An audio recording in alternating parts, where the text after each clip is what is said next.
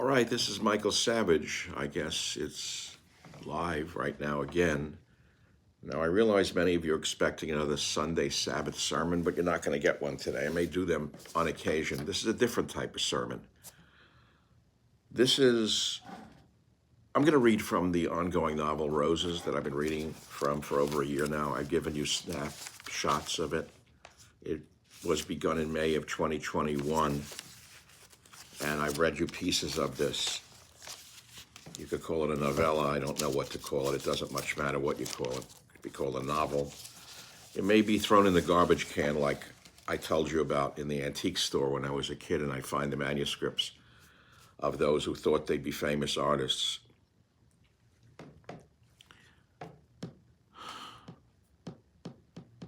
Well, I am a kind of famous artist. I published 28 books. 3 of my novels are bestsellers. I know you don't know that because I'm not one of those writing about things that are of particular interest to the left-wing cabal. It doesn't really matter. What matters is the art itself. So behind me are some remarkable pieces that are from the New Hebrides, New Britain, New Ireland, New Guinea, and places you've never heard of in the South Pacific, long before they became tourist destinations. They're very rare and very real. I had planned on doing my next sermon from here and set this up kind of for that. And I can show you a little bit more about the reality of these pieces later. The spirits are captured inside these pieces. If you look carefully, this is not tourist art. Anyone who understands ethnographic art knows the difference. You can literally feel the spirits inside those pieces of work. Every one of them has a spirit. Now, these two are very, very special to me. New Guinea, you see the priest and the statue? Well, I didn't mean to talk about them today. They're behind me. I've had them for many years. And instead of doing a Sunday Sabbath sermon, there's a nice piece from New Guinea. How old are they? Someone's asking. 70 years old, 80 years old, some more. You can't find them anymore because the current generation of Western Pacific Islanders don't know how to make these anymore. They're not in touch with the spirits of the past. That generation was. Just as I may be one of the few left who's in touch with the spirits of our past, period, end of that particular sentence. So instead of speaking about the Bible and God, which is wonderful, I'm not in the mood today. I have nothing to say to you. I'm not a holy man. I told you that last week. My Sunday Sabbath was very well received, and you said do more. I don't have the heart for it today. That's the correct word. I don't want to just be some phony who just gets up there and pounds the Bible. So I'm not going to do that. Instead, I sat down and started writing again today. So I'm going to read you the 400 words I wrote today. You'll see where I'm at. August 7th, 22.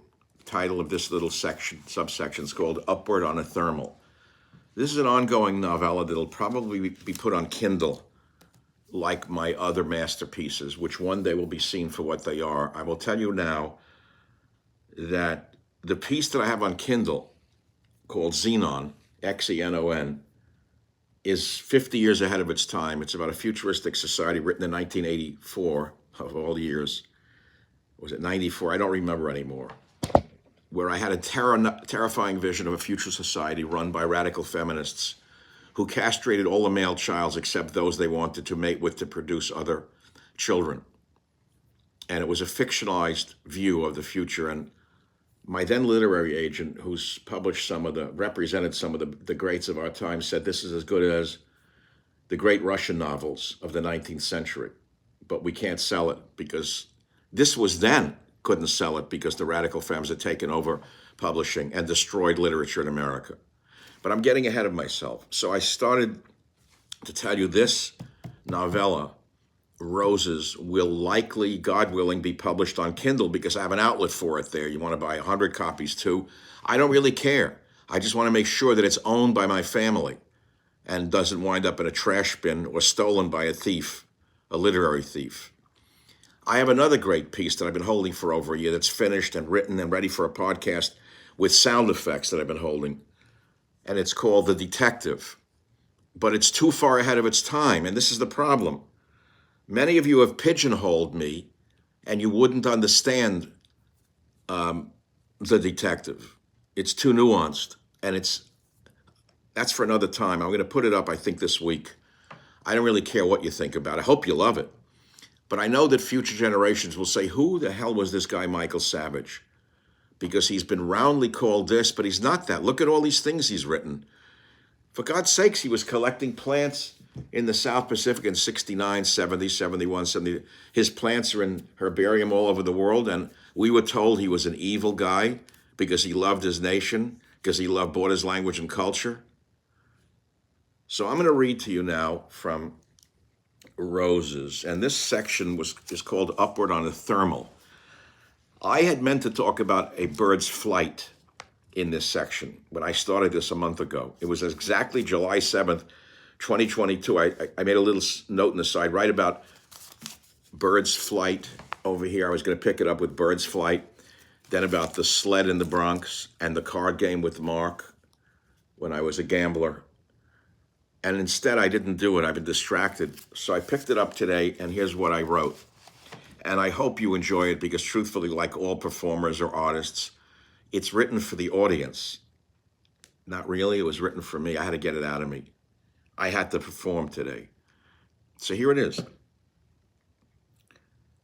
A college friend recently died after a long illness. They rarely spoke, although living within a mile of one another. He had known both his father and mother from their days in Queens. This frenemy, as they now called it, had a blood disorder and had been saying he was terminal for 2 to 3 years. Martin did not know whether Ira was being dramatic.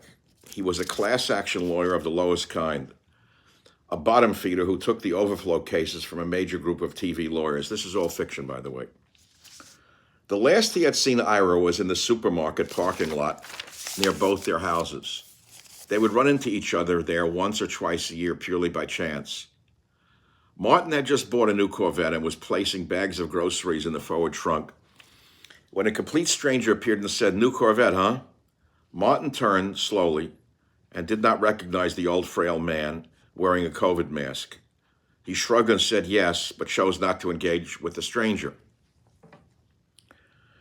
"Not as nice as the old ones," said the frail stranger.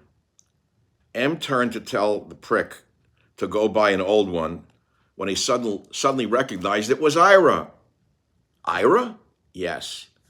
"Yeah, just got it. Had to order it in Florida and have it shipped here. This color, rapid blue, is rare." Ira gave him a dig. "Oh, I like more traditional colors." "Who asked for your opinion?" "Marty, your meanness comes from your mean father." Martin turned to engage. "Listen, Ira, my father was a saint compared with your loser father who was a bagman lawyer for the mafia." Ira was afraid of Martin's well-known temper and withdrew back to his old BMW and left. Those were the last words they had spoken over a year back, and now Martin got an unexpected call from another old and mutual friend, Howie, who called and said Ira's in hospice after 2 weeks in the hospital. They exchanged pleasantries, and Martin sent an email to Ira. "Heard you took a turn, hope you recover, and we see each other soon." 2 days later, he died. Now, strangely, Martin felt real sad, not only for the loss of another old friend, but because of the last harsh words they had spoken. He did not understand why, but for days he thought of Ira whenever he looked up the hill where he had lived or when in the supermarket. Martin imagined Ira looking down and missing the people and the food. Of course, it was more than that. It was knowing that soon he too would no longer smell the flowers and the air, feel the wind and sun on his face. That's it. Thank you for listening. This is an ongoing piece from an ongoing novella, novel, short story, long story. Don't know what I read for you in the past from here. I have no idea where we left off. I think I once read the whole subsection or chapter called Cyanide, which is really good. Yeah, that was a good one. I don't want to read it right now. I'm exhausted, to be honest. This is called Upward on a Thermal, from Michael Savage's ongoing novella, short story, long story, your story, my story, his story, called Roses. Thank you for listening. Share it with friends.